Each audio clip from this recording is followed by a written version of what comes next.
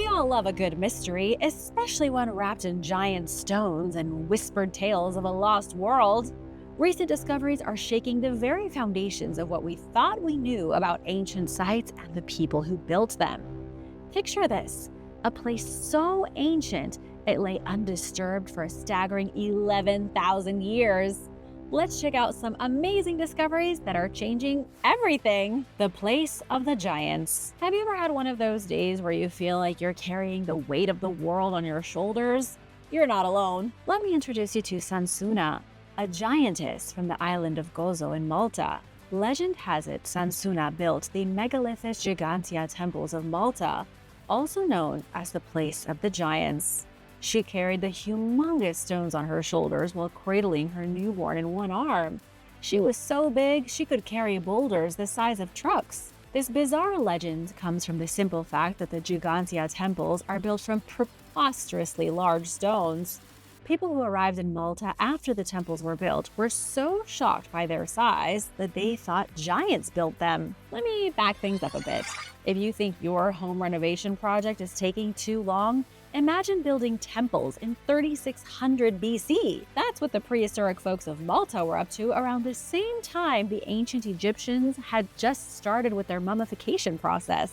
That was almost 6,000 years ago, which is precisely why there is so much confusion around the site today. Even with all of the tools archaeologists have, it's hard to paint a clear picture of anything from that long ago. This place is so old that many mystics speculated that Malta was the last remaining fragment of Atlantis, and that its temples were actually built by the original Atlanteans. But this theory goes that Atlantis did not sink beneath the waves like most legends say. Instead, the Atlanteans began dabbling with forbidden technology and accidentally blew themselves up with their own experiments. Now that is something we might want to consider as we experiment with nuclear weapons and space lasers. This Atlantis theory claims that Malta's temples were built at least 11,000 years ago, not 6,000 years ago. If true, Malta's ruins would be as old as Göbekli Tepe in nearby Turkey. Whatever the case, now all that's left is Malta's crumbling ruins. Some of these temple stones are up to 20 feet tall and weigh 50 tons each. For reference, that's about the weight of 10 elephants stacked on top of each other. How did primitive humans on such a remote island move these enormous blocks? Magic? A prehistoric CrossFit cult? The answer has been lost to time. Once people arrived later on, everyone was gone, and so the only explanation they could come up with was giants. But in more modern times, scientists have guessed it was likely a mix of ingenuity, rolling stones, and a lot of patience. But a lot of people are still leaning towards giants as the ultimate answer to this age-old mystery. There are 23 known megalithic temples in Malta and Gozo, and new remains keep popping up like a never-ending archaeological treasure hunt. 6 of the temples are UNESCO World Heritage Sites. So if you're into history, giant stones, and trying to decipher mysteries, this is the place for you. These ancient people who built the megalithic temples in Malta had an understanding of the stars we can only envy. They built Menasdra, aligning it with the sun's journey, proving their mastery of astronomy. At Hagar Kim, they crafted a Venus of Malta, a symbol of their reverence, and perhaps even harnessed the sun's power to create breathtaking displays of light. The Transian temples reveal a darker side, with their intricate carvings hinting at rituals and animal sacrifices. And of course, we have the Gigantia temples, a testament to the strength of the legendary giantess Sansuna. These temples, dating back to at least 3000 BC, raise a profound question. What inspired such grand architecture? Another big mystery is that the temple-building culture of Malta vanished around 2500 BC. Around this time, everything just stopped. Theories range from climate disaster to over-farming to disease. Whatever happened, Malta was abandoned for centuries. When later civilizations repopulated Malta, they reused the abandoned temples, sometimes as burial grounds. Despite all the research, the local legend still holds strong. Gigantia and other temples were built by giants. There are even more shocking secrets hidden in Malta's temples, including one that has global implications. But first, let's take a look at aliens, cold Transylvanians, and a brand new civilization. Aliens confirmed by the US government. Breaking news! Aliens are real. The government knows they're real, and if you're surprised by this, you, my friend, have not been paying attention. According to a new documentary, aliens have been with us for 80 years. This documentary premiered earlier in March at the South by Southwest Film Festival. This is not some speculative Ancient Aliens History Channel stuff. No offense. Director Dan Farah interviewed 34 military, intelligence, and government officials for the film and alleges that the U.S. government is making a concerted effort to hide information on alien activity. While they may not be scientists per se, they are researchers and experts in their field. The U.S. government has basically admitted that extraterrestrials exist, and they've been dealing with them since at least 1947. An article by The Guardian reports that all of them testify to the presence of alien flying objects and, for some, even extraterrestrial beings on Earth. Some also allege a government cover-up. The film's lead, Luis Elizondo, was a member of the government's Advanced Aerospace Threat Identification Program, or ATIP, and he calls this the most successful disinformation campaign in the history of the U.S. government, representing 80 years of lies and deception. No one wants the truth more than Dan Farah, the director of this new documentary called The Age of Disclosure. He has spent the last 3 or 4 years tracking down people who know what's going on. He's talked to military insiders, government officials, and intelligence officers. All the people have been sitting on this wild information for decades. His goal was to make the definitive, most credible film on the subject ever, legally revealing everything that can be shared with the public. Legally is doing a lot of heavy lifting here because a massive chunk of what's been discovered is still classified. That means some of Farah's sources know way more than they can say without, breaking the law and probably ending up in an underground bunker somewhere. But even the information that is available paints a picture straight out of a sci-fi thriller. Another key voice in the Age of Disclosure is Jay Stratton, former head of the UAP task force. Together with Elizondo, they have spent nearly 2 decades trying to pry the truth out of the system, and they've seen some stuff. Elizondo has been through the ringer. He left the Pentagon in 2017 specifically because he was fed up with the secrecy. Since then, he's gone full whistleblower. Elizondo admitted that certain high-ranking officials have considered eliminating him to keep him quiet. According to leaked info and insiders, UFOs have already displayed the ability to turn our nuclear weapons on and off at a whim. When UFOs are spotted near nuclear weapon facilities, all systems seem to go haywire. UFOs also move in ways that make no sense. They've been observed going from a dead stop to disappearing over the horizon instantaneously with no combustion, no sonic boom, no nothing. They report the U.S. government has recovered technology that defies the laws of physics and found actual non-human beings, multiple species of non-human beings at that. According to the people who have spent decades in intelligence and defense, UFOs also exist in their own physics bubble. Scientists now believe these craft operate in an altered space-time environment, meaning that while they seem to move impossibly fast to us, inside their bubble, it feels completely normal. These UFOs seem to have their own physics that can't be touched or altered. Then there are the poor people who have gotten too close to UFOs. Some people have experienced internal scarring, radiation-like burns, and even death. So maybe don't go chasing that mysterious glowing orb in the sky just to be safe. Plus, do you really want to run into an advanced super being on your own? If all of this sounds terrifying, it kind of is. But there are also reasons to be hopeful. For one, if these beings wanted to wipe us out, clearly they could have done it a long time ago.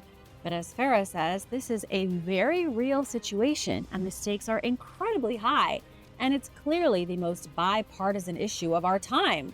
Leaders from both political parties made it clear to me how serious it is. Of course, this documentary has been criticized. While it tries to be the most serious and sourced documentary on the government's handling of UAP information, critics noted that this doc doesn't really prove anything, so you can't really refute anything. IndieWire said it was the most convincing argument you can make without showing any actual evidence. According to Farah, public awareness is the missing piece in this puzzle. Government officials only prioritize what the public demands, And right now, not enough people are clued in on the full scope of UFO research. Do you believe these whistleblowers are telling the truth? And now for a quick break, because it's shout-out time. I want to give a big thank you to Cinnamon Susie and David Davis for supporting this channel. Be sure to subscribe if you haven't already for more videos like this. A lost civilization in Morocco. Something crazy has been found out in Morocco, and it is shaking up the history books. For years, historians have given the Phoenicians all the credit for bringing civilization to Morocco's Atlantic coast 3,000 years ago. But as it turns out, the locals had already set up shop 1,000 years before the Phoenicians ever even thought about sailing over. Archaeologists just uncovered a 4,200-year-old settlement at Kach Couch, and it's rewriting everything they thought they knew about North Africa's past. This amazing settlement proves once and for all that instead of landing in some uninhabited backwater, Phoenician sailors from Europe likely found an already thriving community, one that had its own way of doing things, from farming to building homes. The locals weren't just waiting around for Mediterranean traders to show up and tell them how to live. They were thriving as a powerful, independent civilization. It's possible they had no clue what was happening in Europe, keeping to themselves at the edge of the Sahara Desert. Kach Couch sits on Morocco's northwest coast. I don't know if I'm saying it right. Scientists found pottery fragments, animal bones, and lots of chipped stones. The stones are likely from tools and weapons, all crafted primitively by smashing rocks together. The original DIY method. And here's where it gets really interesting. By the 13th century BC, KK had evolved into a stable, organized community. Houses were built using wattle and daub, aka wooden frames, packed with mud. The ancient construction technique was so reliable, it is still used in some places today. Even their diet was sophisticated. Excavations revealed remains of barley, wheat, beans, and peas, proving that agriculture was in full swing. And with more than 8,000 animal bones found, it's safe to say these people were not going hungry. Okay, cool, but who in the name of all the Phoenician gods were these people? That's the exciting thing. History has never heard of them before. It was assumed that before Phoenician travelers arrived in Morocco, no one lived there. For years, history books have made it seem like the Phoenicians rolled up in their fancy ships, set up trading posts, and introduced civilization to the region. But this discovery flips that story on its head. In fact, archaeologists have found hybrid building techniques at KK. There are structures that combine local mud brick methods with Phoenician-style stone foundations. This suggests that the two groups lived alongside each other and shared knowledge, rather than the Phoenicians just taking over and civilizing the place through violence and subjugation. The bottom line is that African history just got more complicated. Scientists don't even have a name for this lost civilization yet. Can you share a good name for them in the comments? The Transian Ice Age. Ever complain about a wonky weather forecast? Try living in a world where weather meant existential dread. I want you to imagine life in the 1500s. No electricity, no indoor plumbing, and the only weather app you had was staring at the sky and hoping for the best. Now throw in some of the wildest climate fluctuations in history, and you've got Transylvania during the Little Ice Age. One year was a frozen wasteland, and the next was so hot rivers boiled and disappeared. It was a climate hell. What you need to know about the Little Ice Age is that its name is deceiving. It began in the 14th century as a cold snap for the ages, but it lasted until the 19th century. We only just exited the Little Ice Age and are already on our way toward planet Fireball. It wasn't just one big deep freeze. It was a chaotic mess of brutal winters, scorching summers, and floods that made Noah's Ark look like a practical investment. If that sounds familiar, it's because something similar is happening today, but that's a discussion for later. For the first time, scientists are learning just how horrible life was for people in Dracula's stomping grounds during the Little Ice Age, thanks to some ancient diaries. The diaries are part of what researchers call society's archive. One journalist, an OG blogger who kept a detailed diary of their life, wrote in 1540 of a very brutal summer. The drought was so bad that rivers dried up, springs died, and people begged the gods for help. One journal entry reads, "Livestock fell in the fields and the air was thick with despair as the people gathered in processions, praying for rain." Oh man, that sounds brutal. It was doubly brutal though, because some years were smoking hot and then other years were freezing cold. Transylvanians experienced climate whiplash, with merciless winters wiping out crops and forcing people to huddle together for warmth. These old diaries are shedding light on how people in Transylvania dealt with these issues. They began to build smarter. Towns moved to higher ground to escape floods, and flood-resistant infrastructure became a thing before anyone knew what an infrastructure bill was. They also mastered water control. Irrigation systems got upgraded, making sure that crops didn't turn to dust. And they improved food storage, because when your town is one bad harvest away from famine, a solid backup plan is a lifesaver. Why should you care about a bunch of 16th century Transylvanians and their diary entries about bad weather? Because their struggles and solutions are weirdly relevant today. By looking at how past societies handled climate disasters and survived, people today can find ideas for dealing with modern environmental challenges, whether it's flood management, drought-proofing crops, or just being mentally prepared for unpredictable weather. If all else fails, we can always bring back the time-honored tradition of yelling at the sky and hoping it listens, or if worse comes to worse, maybe a few animal sacrifices. Just kidding. Malta's secret elongated skulls.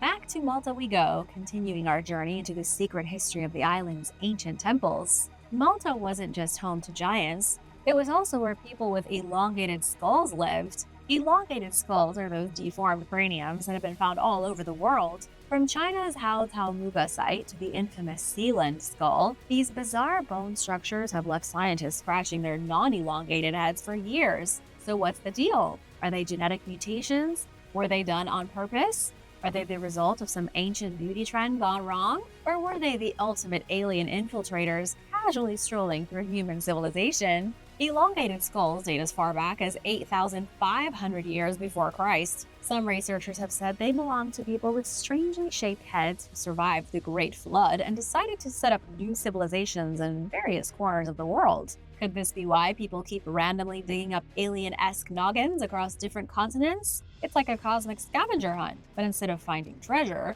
archaeologists keep finding proof that maybe history books need a major update. According to multiple ancient cultures, there were beings on this planet known as either dragon people or serpent people. They are always described the same: tall, wise, and, you guessed it, rocking elongated skulls. One of the biggest pieces of evidence comes from Malta, the Mediterranean paradise that also doubles as a hotspot for extraterrestrial head storage. The House of Hypogeum, the world's only known prehistoric underground temple, turned out to be a mass burial site in elongated skulls. Maltese archaeologist Sir Themistocles Zammit, a name straight out of a Sherlock Holmes novel, discovered thousands of skeletons here in the early 1900s, many with unnatural cranial shapes. But wait, it gets weirder. For decades, these skulls were on display at Malta's National Museum of Archaeology. I know I talk about weird stuff all the time that seems impossible, but these skulls were in a legitimate museum.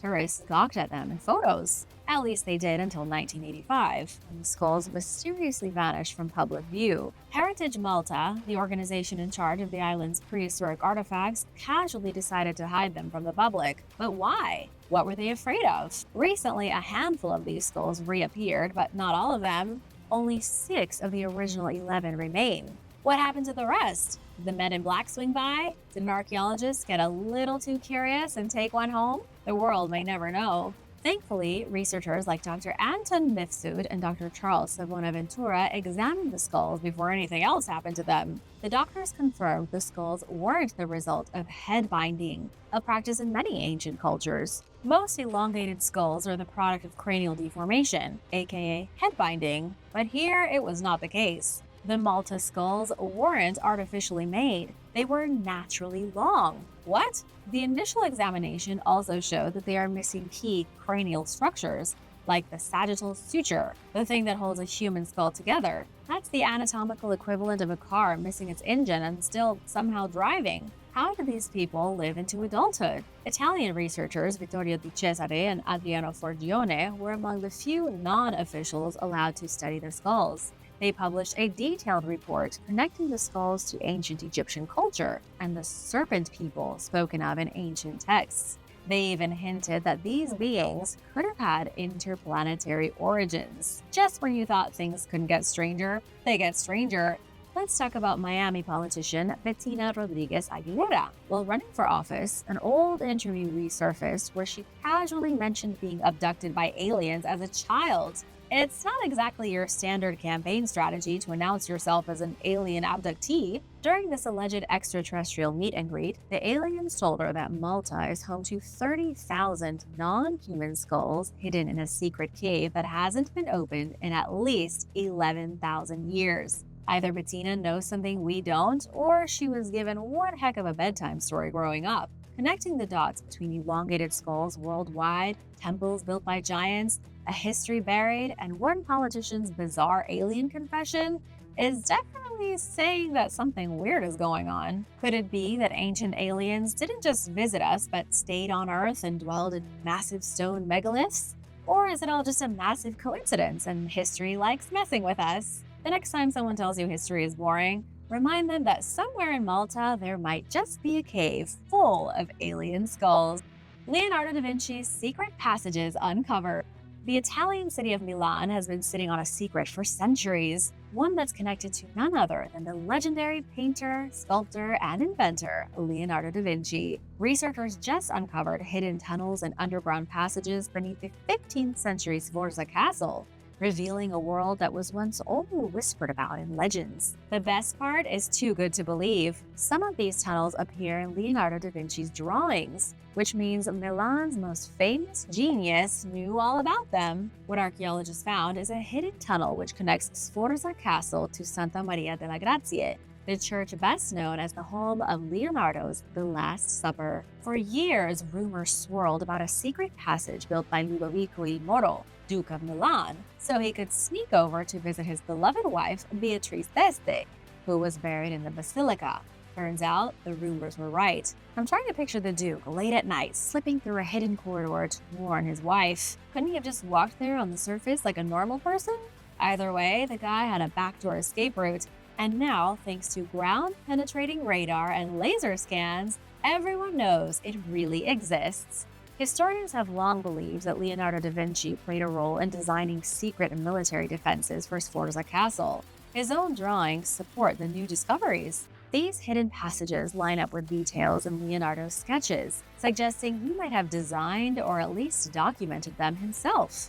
Which, let's be honest, is exactly the kind of thing you'd expect from a guy who designed flying machines and robotic knights. And soon you'll be able to walk through the secret tunnels yourself, thanks to an upcoming augmented reality experience. Professor Franco Busetti of the Polytechnic University of Milan explained that a digital model will allow people to see the tunnel as it is today and what it looked like in the past. It's like an Assassin's Creed game come to life. How cool is that? If you want to learn more about mysteries in art, be sure to subscribe and check out some of my other videos. India's mysterious hill of jewels. Alright, picture this. You are knee-deep in dusty earth, the Indian sun beating down, and suddenly, bam! A giant Buddha head stares back at you like it's been waiting 1,000 years for a chat. Sound like something out of an Indiana Jones flick? Well, it's real, and it's happening right now in Ratnagiri, Odisha. So what's the big deal with these giant Buddha heads? Honestly, they are flipping the script on what we thought we knew about ancient India religious history. And when I say giant, I am not exaggerating. These aren't your garden variety Buddha statues. We're talking colossal, hidden for centuries, and now, finally, unearthed. 50 archaeologists worked tirelessly for over 2 months before finally striking gold. Or should I say, ancient stone. Not just one, but 3 massive Buddha heads rising from the earth like sleepy giants. And that's not all. They've also uncovered what looks like a sprawling shrine complex. Think of it as finding a lost city, but instead of gold, it's filled with enlightenment. Now, Ratnagiri, or Hill of Jewels, isn't exactly a newbie to the archaeological scene. Back in the 50s, the legendary Debala Mitra, a true pioneer and India's first female archaeologist, uncovered monasteries and stupas. But a shrine complex? That was a mystery until now. Intrigued? You should be. Before December 2024, all they had was a tiny peek of a Buddha head, a mere whisper of what lay beneath. But that whisper was enough to get the Archaeological Survey of India digging, and boy, did they hit the jackpot. Here's where it gets really interesting. These heads aren't just big, they are packed with details. Think elongated earlobes, classic Buddha style, and get this, intact noses. You heard that right. In the world of ancient statues, a surviving nose is like finding a unicorn. Why? Because invaders usually went straight for the faces, trying to erase religious significance. But these Buddhas, they were so massive and their noses so high up that even the most determined defacer couldn't reach them. And get this, Ratnagiri was basically the Harvard of Buddhist education. It's been compared to Nalanda University. This hill of jewels was where you went to get your enlightenment on. But then, poof, it was abandoned in the 13th century. Why? That's the million-dollar question. With 18 acres of land to explore, the archaeologists are just getting started. They are planning to dig for months, hoping to uncover more monastery structures, more statues, and, most importantly, more answers. The lost Maya city of Okon. Throw a dart at a map of Mexico's Yucatan Peninsula and you are guaranteed to hit a lost Maya city. At least that's the joke among scientists. Thanks to a game-changing laser technology, lost Maya settlements are being uncovered at an almost ridiculous rate. The latest discovery is a massive, previously unknown city called Okon. It's already rewriting what scientists thought they knew about the ancient Maya civilization. If you ever hear someone call the Maya a lost civilization, you can shake your head because you'll know the truth. The Maya people never technically vanished. Their descendants are very much alive throughout Central America right now. However, centuries ago, a series of catastrophic events such as warfare, climate disaster, political collapse forced many to abandon their once thriving cities, leaving dozens of Maya towns, settlements, and citadels hidden beneath the jungle. It used to be that discovering Maya ruins required a mix of luck and good eyesight. A botanist once spotted the pyramids of Calakmul from an airplane window. Others relied on local knowledge or happened to stumble upon structures while hacking through the jungle. Now, scientists have LiDAR, light detection and ranging technology. They shoot millions of laser pulses from a plane, scanning the jungle floor like an ancient history X-ray. The result is a stunningly detailed 3D map that reveals hidden pyramids, plazas, and entire cities that have been buried for centuries. This is exactly how Okon was found. Researchers flew over the Yucatan in tiny rows, blasting 500,000 laser pulses per second. The laser beams digitally stripped away the trees to reveal something mind-blowing. A sprawling Maya city with towering structures, vast plazas, and even mysterious geometric formations. But LiDAR can only show so much. To confirm what the lasers revealed, someone had to go in on foot. Archaeologist Ivan Sprach isn't afraid of a challenge. He hacked his way through the jungle to be the first in the ruins of a lost Maya metropolis. Working with Mexico's National Institute for Anthropology and History, he and his team trekked for weeks through the jungle, following overgrown hunting trails and using chainsaws to clear the way. Let me know if this is something you would like to try. The distance from the nearest road is about 30 miles. The time it took to hike to Okon was about 10 hours a day over several days. And that's not even mentioning the bugs. Bugs, more bugs, and mosquitoes. Once Ivan Sprach reached Okon, the payoff was massive. The city featured monumental stone structures, including an acropolis and a strange circular platform that may have been a marketplace or a ceremonial site. Besides being an incredible find, Okon is changing our understanding of how the Maya civilization functioned. For example, the sheer size of the city suggests it was an important political and cultural hub. Even more intriguing, some ceramics found at the site date to 1000 BC, meaning Okon might be one of the earliest Maya settlements in the central lowlands. Even after the collapse of other Maya cities, people stayed in Okon, possibly all the way until the Spanish conquest in the 16th century. While the laser scans and fieldwork confirmed Okon's existence, the job isn't over yet. The city's secrets are still up for grabs. Archaeologists have years of hard work ahead of them to find out who lived there, how they adapted to jungle life, and why they lasted so much longer than the rest of the Maya. Stories of biblical destruction. Have you ever wished history had a save game feature so that you could go back and see exactly what happened thousands of years ago? Turns out the Earth itself kind of does, and it's all thanks to the planet's magnetic field. Scientists have figured out that burned mud bricks and melted rock, the remnants of ancient battles and fiery destruction, can lock in the magnetic field's orientation at the time of their destruction. In other words, scientists can date events more accurately by looking at melted bricks than by using radiocarbon dating. Take that, carbon-14. Johan Vaknin and a team of researchers from Tel Aviv University just did exactly that. Using ancient magnetism, they uncovered the real timeline of military conquest in Judea, proving that biblical history was just as brutal as advertised. Before diving into the destruction, let's talk about Earth's magnetic field because it's kind of a big deal. Deep beneath our feet, seriously hot molten iron churns around the Earth's core, creating a giant magnetic shield that protects us from nasty stuff like solar radiation and cosmic rays. It's like the shields on the USS Enterprise. Without it, we would all be crispy toast. But because that molten metal is constantly moving, the magnetic field is never stable.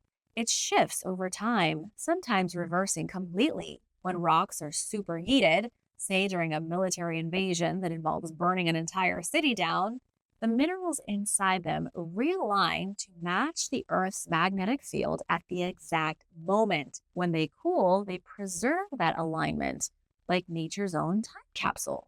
If you can read those ancient magnetic signatures, you can date fiery destruction down to the decade. Now, moving on to Gath, the legendary Philistine city and home of Goliath, as in the giant Goliath. The Bible only gives one vague line about its destruction in 2 Kings, which is not particularly helpful. But archaeologists have known for a while that Gath was leveled in an apocalyptic siege. The big question has always been who destroyed it and when. And this is where the magnetic field comes in. Vaknin's team analyzed 21 archaeological layers from 17 different sites to reconstruct the magnetic timeline of destruction. They found that Gath, along with Tel Rehov, Orvat Tevet, and Tel Zayit, were all destroyed around 830 BC.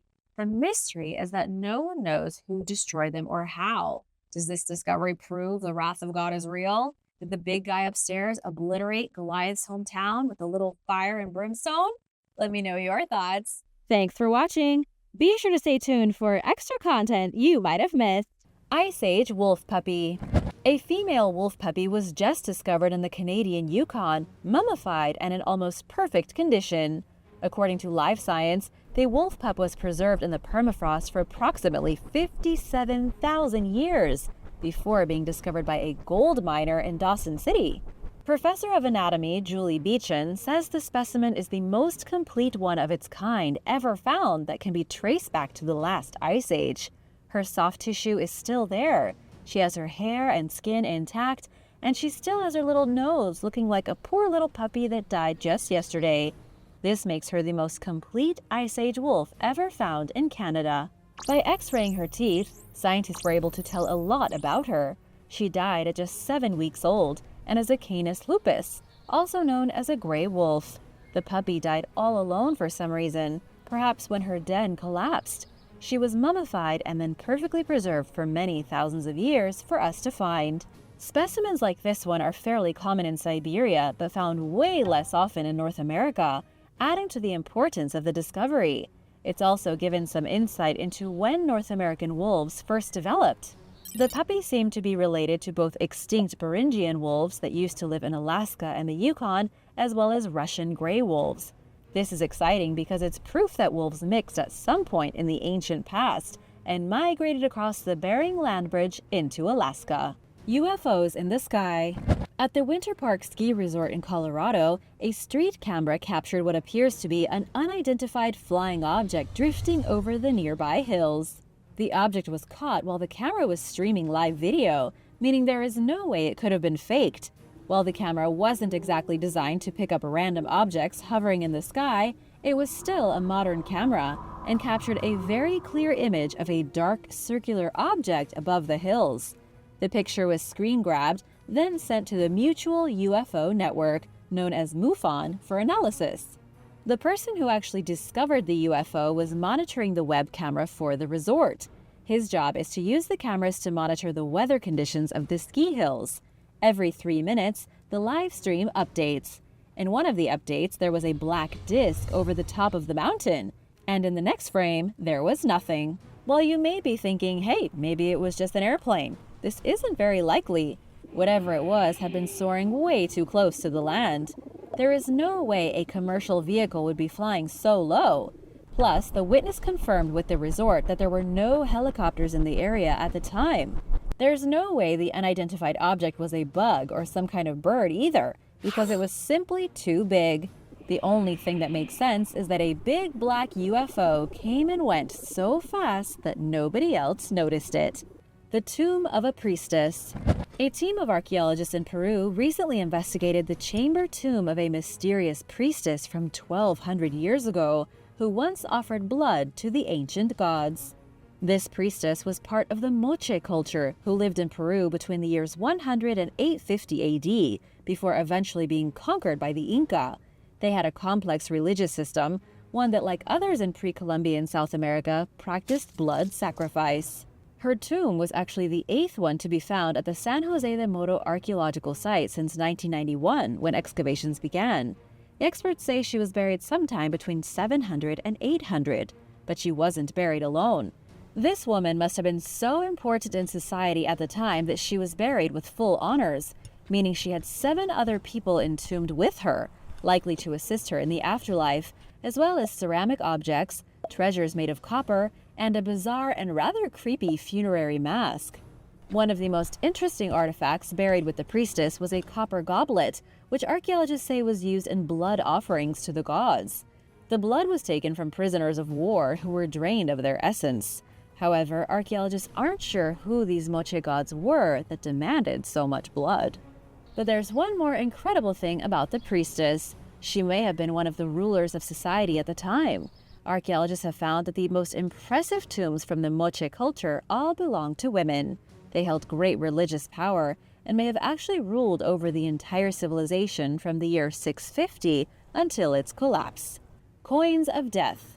In England, a man with a metal detector found 2 incredibly rare coins from the 14th century, originating from a time when the plague was ravaging England and the rest of Europe.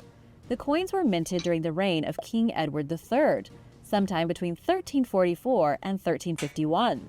Discovered in Norfolk County, the fellow with the metal detector sent the coins to be assessed by professional archaeologists, who were quite frankly astounded by the discovery. They have given 2 possibilities for how the random coins got trapped underneath the ground.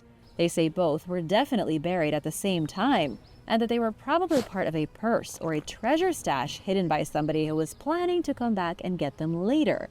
That person must have died before they could ever retrieve their treasure. But just how much money can 2 coins be worth? First of all, they are crafted of 96% pure gold. Back in the 14th century, the coins would have been owned by a person at the top tier of society, according to archaeologist Helen Gagey. In today's currency, the 2 coins together would be worth $16,700, not including their historical value. Parallel universe. In Antarctica, the world's largest neutrino telescope may have detected evidence of a parallel universe. It happened in the springtime, when the telescope, which is a grid of specialized detectors constructed on Antarctica's ice, detected strange signals that don't seem to make any sense. The Antarctic Impulsive Transient Antenna, or ANITA for short, discovered radio signals being produced by high-energy particles from space. These particles normally enter the atmosphere from deep space from above. However, this time, ANITA detected them from beneath the surface. Rather than being beamed down from the stars, they seem to be rising up from the planet. The reason it's so strange is that these particles should not be able to pass through this solid mass that is the Earth. It makes absolutely no sense and could change the way we understand particle physics. Well, some people understand because that is not my field of expertise. One of the theories as to how the particles originated has to do with a parallel universe. Because the particles are coming from the opposite direction that they're supposed to, seemingly passing through Earth by magic, some scientists say there could be an anti-universe that is opposite to our own, in which everything runs backward. This would mean the Big Bang is the end of the universe, not the beginning in this alternate reality. Right now, this is just a theory. It hasn't been scientifically proven, though there is some degree of likelihood. To make matters even stranger, the first time this was detected was 8 years ago, and it's happened frequently ever since. Despite all the data and research, scientists still haven't reached any conclusions. That's physics for ya. The fifth ocean. Finally, the fifth ocean has been unveiled to the world. A decision was made by the National Geographic Society to add the ocean which surrounds Antarctica to the list of the 4 oceans already recognized: the Pacific, the Indian, the Atlantic, and the Arctic. In a rather underwhelming naming decision, the ocean has been called the Southern Ocean. The ocean isn't a new discovery in itself, it's always been there.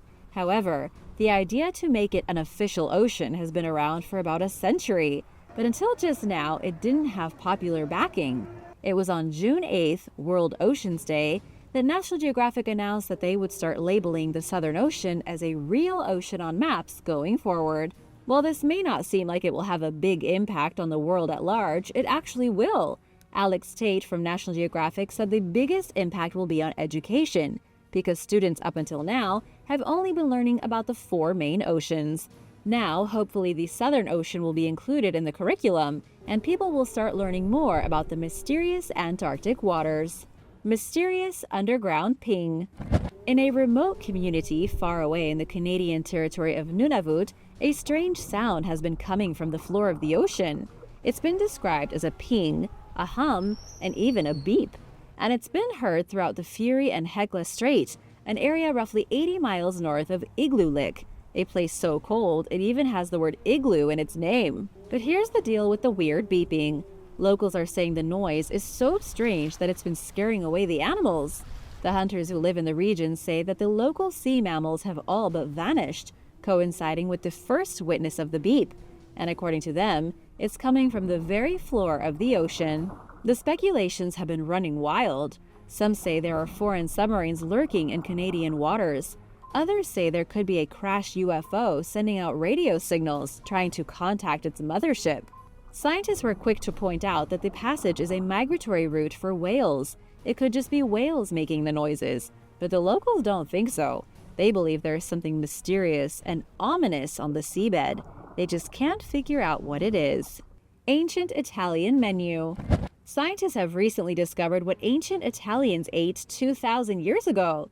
These scientists took a close look at materials left behind on over 130 pieces of ceramic pottery crafted in medieval Sicily. The scientists were hoping to learn more about the island's history during the Islamic rule of Sicily between 900 and 1200 AD. They used a special process of residue analysis to discover the chemical vestiges of food left on the cookware. One of the scientists involved in the study called it the first time in which organic residue analysis was used to identify food in a medieval society of many different faiths. Here's what they found. People who lived in medieval Sicily had very diverse diets. They ate sweet, savory, and salty foods. However, when moving into the rural areas outside the city, the diet shifted and became heavy with dairy and grapes. Rural people also ate far more pork than those in the city. One of the weirdest things that scientists found is that they often mixed fruit juice with dishes of meat and vegetables. This is the equivalent of eating plum sauce with your chicken nuggets or having a spritz of lemon on your salad. In other words, the ancient Sicilians were a lot like modern foodies. Wormholes. A wormhole is a bridge that can theoretically connect different points in space-time. A wormhole could, in theory, create a shortcut in which a person could travel to a different point in the space-time continuum. In other words, travel through time. Just recently, scientists have suggested that wormholes may be less science fiction and more reality. The truth to wormholes is incredibly complicated. To create one, the very fabric of space-time itself must be altered, and this involves pushing space-time outward with negative energy. Negative energy is a thing that really exists and has been produced in a laboratory. Scientists believe negative energy is what's behind the accelerated expansion of our universe. In a paper published in the monthly notices of the Royal Society, Russian astronomers said that there could be some wormholes existing at the center of bright galaxies. They also suggested we could find them if we train our telescopes to look for the right characteristics. Specifically, the creation of a wormhole would result in a massive burst of gamma radiation, which we could search for using telescopes on Earth. Astronomers have not actually found a wormhole yet, but the Russian scientists say it's possible. However, we would never be able to travel through one to go backwards in time. A wormhole like this would be positioned at the center of the galaxy, where the temperature would be so intense that anything that went near the wormhole would be instantly incinerated. 6,000 years of history discovered.